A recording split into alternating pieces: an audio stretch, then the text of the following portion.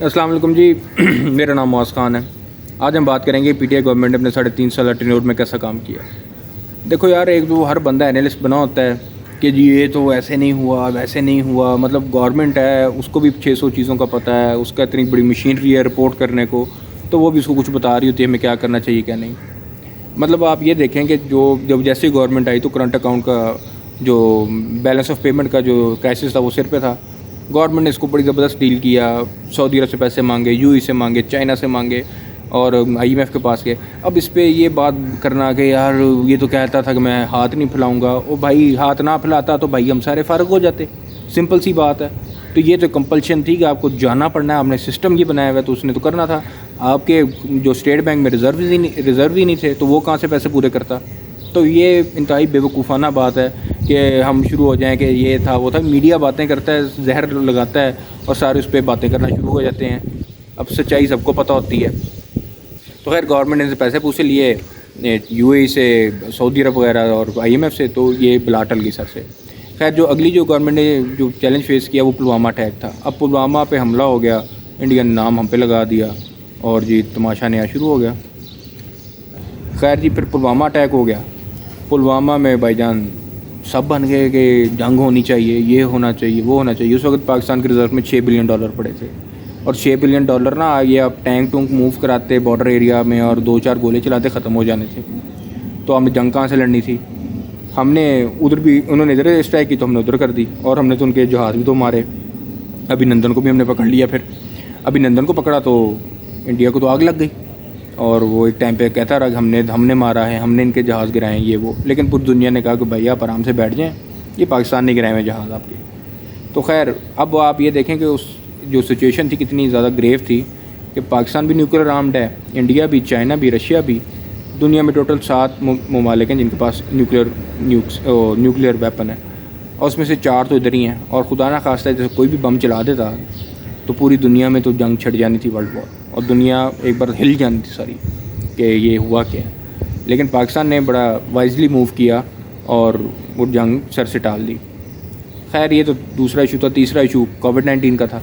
कोविड-19 आया जी, सारे बंदे शुरू हो गए पाकिस्तान को लॉकडाउन कर देना चाहिए, पाकिस्तान को ये कर देना चाहिए, वो कर देना चाहिए। मतलब एक बंदा जिसको कोई अलिफ बे नहीं पता कि क्या चीज़ें हैं क्या नहीं है, वो भी बता रहा है कि ये कर लेते हैं वो कर लेते हैं।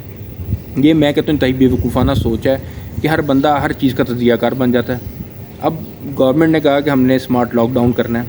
पूरी दुनिया कह रही थी नहीं जी ग्रैंड लॉकडाउन करें, ये करें वो करें। अब हुआ ये कि स्मार्ट लॉकडाउन किया, उसकी स्ट्रेटजी पूरी दुनिया ने एक्नॉलेज की। पूरी दुनिया ने पाकिस्तान की इस पर तारीफ़ की। मुख्तलिफ न्यूज़पेपर पे हमारी इसकी तारीफ़ की गई, पूरी दुनिया में जो इंटरनेशनल न्यूज़पेपर छपते हैं। फिर आपने देखा इंडिया में लाखों लोग मारे गए, अमेरिका में मारे गए, यूरोप में मारे गए, लेकिन पाकिस्तान अल्हम्दुलिल्लाह बचा रहा। उतना नुकसान पाकिस्तान ने नहीं उठाया। पूरी दुनिया की जीडीपी उस वक्त माइनस में थी, पाकिस्तान ने अपनी जीडीपी ग्रोथ दी 5.75। लेकिन हम लोगों का वही हाल है कि भाई जो गोरे करेंगे वही हमने करना है। अपने पे यही तो हमारा कॉन्फिडेंस है। हम अपना कुछ करने लगते हैं, उधर से उठ के आ जाते हैं नहीं जी ये तो पीटीआई का हमने इसलिए नहीं सपोर्ट करना, वो कहते हैं नून लीग का इसलिए नहीं करना, फलाना इसलिए नहीं करना। तो इन चीज़ों से ज़रा ना बाहर आ जाए। खैर अब ये रशिया वाला मसला चल गया, रशिया और यूक्रेन की जंग हो गई। अब कमोडिटी प्राइसेस पहले पूरी दुनिया में हाई हैं। आप किसी भी दुनिया में किसी भी मुल्क से पूछ लें कि क्या सिलसिला चल रहा है, वो आपको ये बताएगा कि यार कमोडिटी प्राइसेस बहुत हाई हुई हैं। अब इसमें हाई होने की बहुत सारी वजूहत हैं, हमें क्यों इतना इफेक्ट आया और पूरी दुनिया में क्यों नहीं गया, एक अगली मैं किसी वीडियो में बात करूँगा। इसकी वजह क्या है कि महंगाई जब भी होती है तो पाकिस्तान पे क्यों इतना ज़्यादा इफेक्ट आता है। आप जितना मर्ज़ी कही जाएँ कि वो यूरोप है उधर उतनी पे मिलती है, इधर उसके ख़र्चे भी उस लिहाज से हैं, लेकिन जो सच्चाई है वो सच्चाई है कि हमारी जीडीपी है ही 300-350 बिलियन डॉलर्स की और उनकी ट्रिलियन डॉलर्स की है। खैर ये तो बात आ गई इसकी रशिया और यूक्रेन की जंग की। अब इसमें जब पाकिस्तान बात कर रहा था रशिया से कि आप हमें डिस्काउंटेड प्राइस पे ऑयल दें, अब ये देखना ये बेवकूफ़ी है कि आप कहें कि नहीं जी ये रशिया तो दे ही नहीं सकता। रशिया श्रीलंका को दे रहा है, जो डिफ़ॉल्ट हो गया है वो हमें क्यों नहीं देगा। इतना सा मुल्क है वो और उसको दे रहा है, इंडिया को दे रहा है, आपके हमसाये को दे रहा है, यूरोप को दे रहा है जिनसे उनकी जंग है। अच्छा पाकिस्तान को क्यों नहीं देगा। तो बेवकूफ़ाना सोच है कि जी पाकिस्तान को नहीं देगा। उनके एम्बेसडर ने कहा भी है आप हमसे मांगेंगे तो हम आपको ज़रूर डिस्काउंट प्राइस पे देंगे। खैर ये तो थी चैलेंजेस। अभी आप चैलेंजेस देखें कितने बड़े बड़े थे कि पूरी दुनिया में ये चैलेंजेस दुनिया ने इसको फेस नहीं कर पाई और बहुत सारे मुल्कों ने, इसमें बहुत लाखों लोग मारे गए और बहुत इकॉनमी के नुकसान हुए, लेकिन हमने मैनेज किया इसको अच्छे से। اب آگے آ جائیں تو مینیفیسٹو. اب پی ٹی آئی گورنمنٹ نے بھی بہت زیادہ بلند و باغ دعوے کیے تھے کہ ہم کرپشن ختم کر دیں گے, ہم یہ کر دیں گے, وہ کر دیں گے.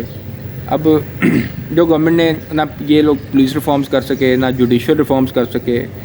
نیشنل کریکولم میں انہوں نے کام کیا اور پہلی سے لے کے 5ویں تک انہوں نے ایک کورس انٹروڈیوس کرا دیا. اب اس میں تقریباً 700 ایجوکیشنسٹ تھے پورے پاکستان سے جنہوں نے مستقل طور پہ ڈبیٹس کیں اور ڈیلیبریشنز رہیں اور پھر ایک نیشنل کریکولم نکالا. اب آپ نے دیکھنا ہے اس میں شیعہ بھی ہیں, سنی بھی ہیں, وہابی ہیں, دیوبند ہیں, لبرلز ہیں, ایکسٹریمسٹ ہیں. اب سارے لوگ ہیں اور ان میں سے پھر ایک ایسی چیز نکالنا جس پہ سارے متفق ہوں, بہت بڑا کام ہے.